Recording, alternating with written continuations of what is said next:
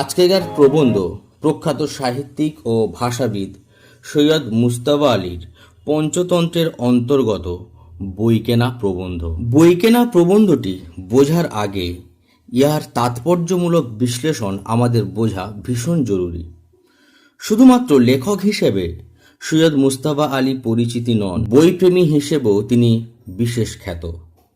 আলোচ্য প্রবন্ধে সরস ভঙ্গিতে মজাদার সত্য ঘটনার বিবরণ দিয়ে বিবিধ প্রচলিত গল্পের মাধ্যমে বই কেনা বিষয়টিকে উপস্থাপিত করেছেন। তিনি এই প্রবন্ধের মধ্য দিয়ে যে বার্তাটি দিতে চেয়েছেন সেটি আমাদের কাছে পরিষ্কার করাটা অত্যন্ত জরুরি। বাঙালি জাতির বই কেনার প্রতি অনীহাকে যেন দূর করতেই প্রাবন্ধিক বদ্ধপরিকর। তাই বাঙালির দৃষ্টি আকর্ষণে বলেছেন, বাস্তব জীবন থেকে শুরু করে বেহেশতে পর্যন্ত বইয়ের গুরুত্ব অপরিসীম। আর এই কথা বিভিন্ন দেশের জ্ঞানীগুণী মানুষেরা বারবার বলেছেন।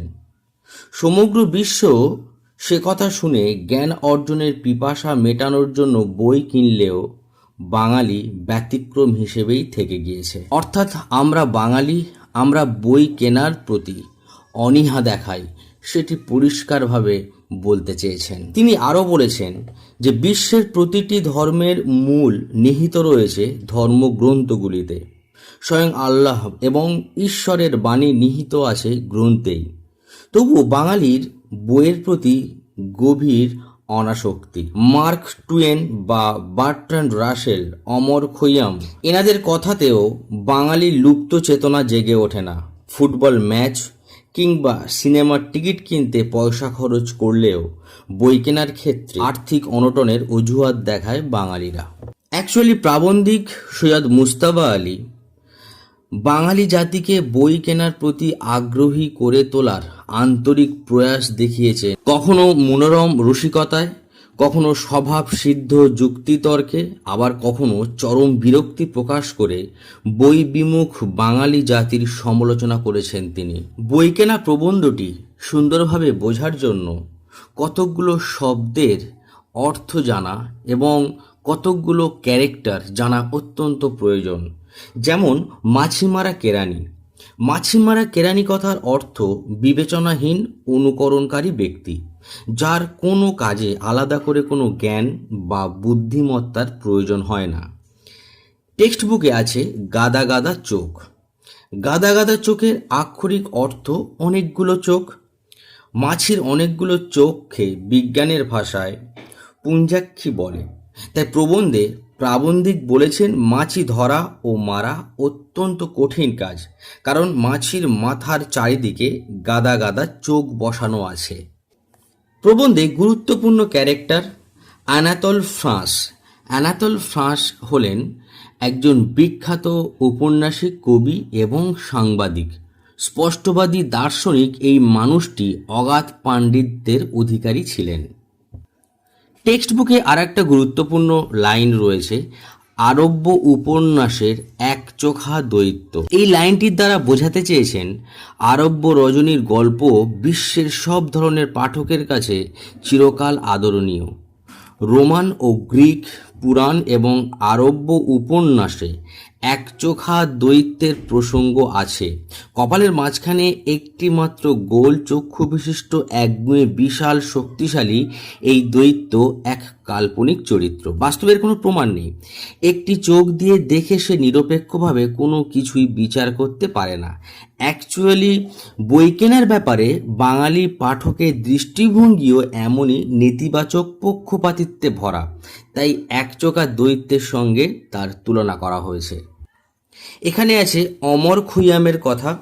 ইরানে একাদশ শতকের ফরাসি কবি অমর খৈয়াম বিভিন্ন বিষয়ে অগাধ পাণ্ডিত্যের অধিকারী ছিলেন। তিনি একাধারে গণিতজ্ঞ, জ্যোতির্বিদ, দার্শনিক এবং কবি ছিলেন। রয়েছে মুসলমানদের পয়লা কেতাব প্রসঙ্গ, অর্থাৎ মুসলমান সম্প্রদায় ইসলাম ধর্মাবলম্বী। ইসলাম ধর্মের প্রবক্তা হজরত মুহাম্মদের কথা এখানে বলা রয়েছে। হেরা পর্বতের গুহায় হজরত মুহাম্মদ আল্লাহর কাছ থেকে তার আদেশ ও বাণী শ্রবণ করেন। মানুষের জন্য সেই বাণী কুরআন শরীফ বা কোরআনে লিপিবদ্ধ হয়। আলোচনা হয়েছে আল্লামা বিল কালমি, অর্থাৎ নবী হজরত মুহাম্মদ আল্লাহর যে বাণী সর্বপ্রথম শুনতে পেয়েছিলেন তাতে বলা হয়েছে সাধারণ মানুষকে ধর্মতত্ত্ব শেখানোর জন্য কলমের প্রয়োজন। মুসলমানদের সর্বপ্রথম গ্রন্থ কোরআন শরীফে লিপিবদ্ধ হয়েছে আল্লাহর আদেশ, উপদেশ এবং আদর্শের কথা।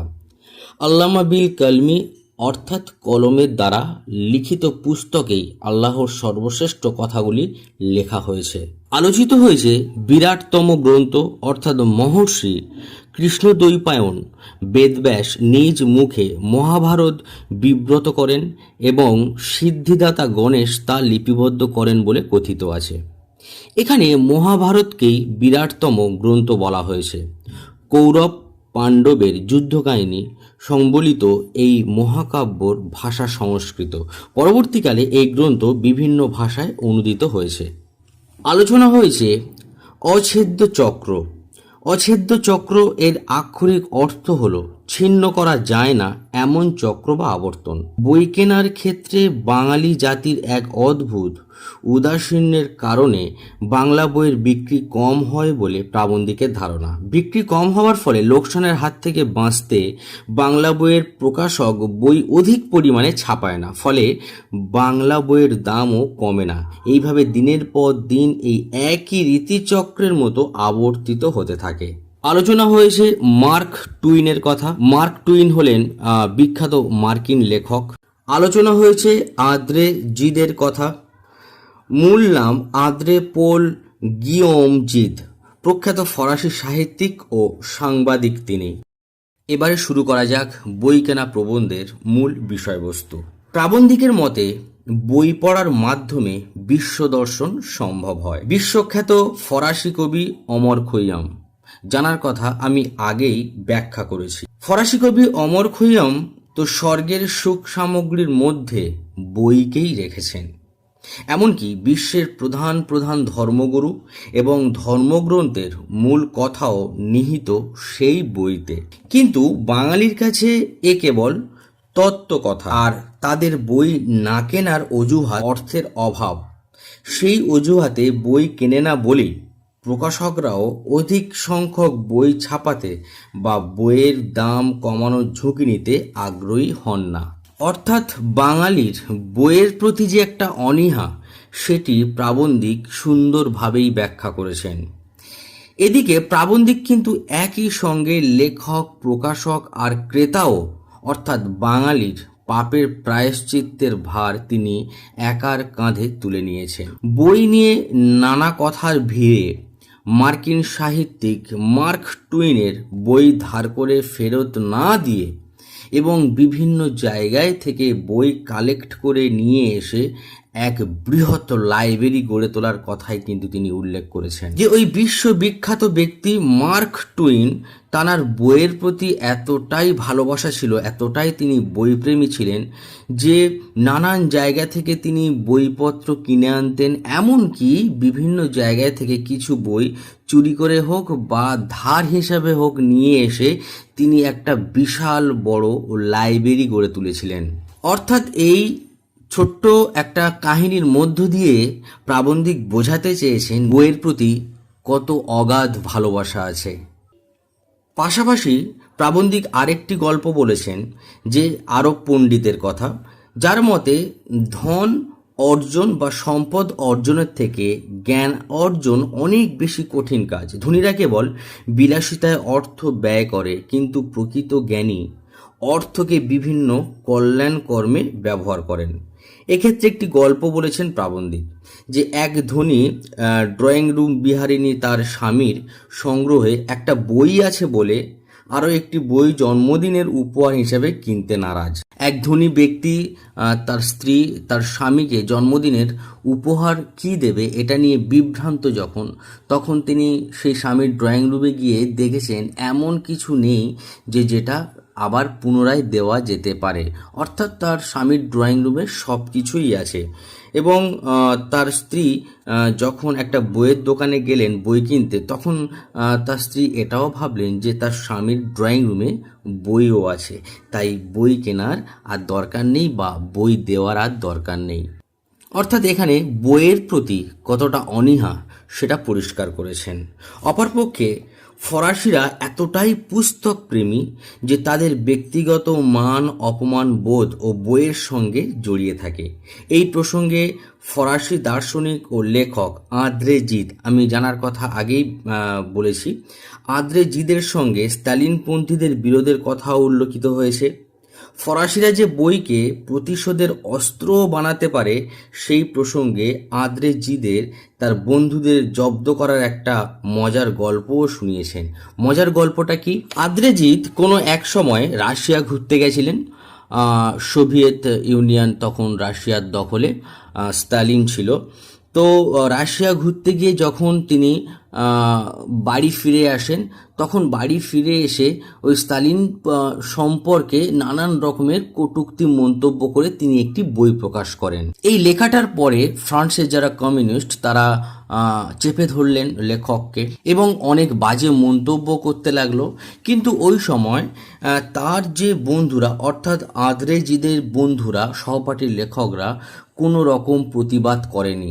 এই ঘটনায় আঁদ্রে জিদ ক্ষেপে গিয়ে তিনি একটি অদ্ভুত প্ল্যান সাজালেন তার বন্ধুদের শায়েস্তা করার জন্য। উনি প্রচার করলেন যে আমার লাইব্রেরি আমি নিলামে তুলব, এবং ওই সময় তানার লাইব্রেরি মানে বেশ বিখ্যাত লাইব্রেরি এবং নানান বইয়ে ভরা ছিল, এবং যারা বই প্রেমী তারা তো অবশ্যই করে এইরকম একটা লাইব্রেরির সন্ধানে থাকে। অনেকে চলে আসলো এই লাইব্রেরিটাকে কেনার জন্য। আর এই সময় ফরাসি জাতি আঁদ্রে জিদের এই যে নিলামের ব্যাপারটা প্রথমে কেউ বিশ্বাসই করেনি যে আঁদ্রে জিদের মতন একটা মানুষ সে কিনা তার লাইব্রেরি নিলামে তুলবে। সকলে যখন ছুটে গেল আঁদ্রে জিদের লাইব্রেরিটাকে কেনার জন্য, তখন সেখানে গিয়ে তারা দেখলো আঁদ্রে জিদের লাইব্রেরি সেই বইগুলো নিলামে তুলেছে যে বইগুলো তার সহপাঠী লেখক সাহিত্যিকরা দিয়েছিলেন।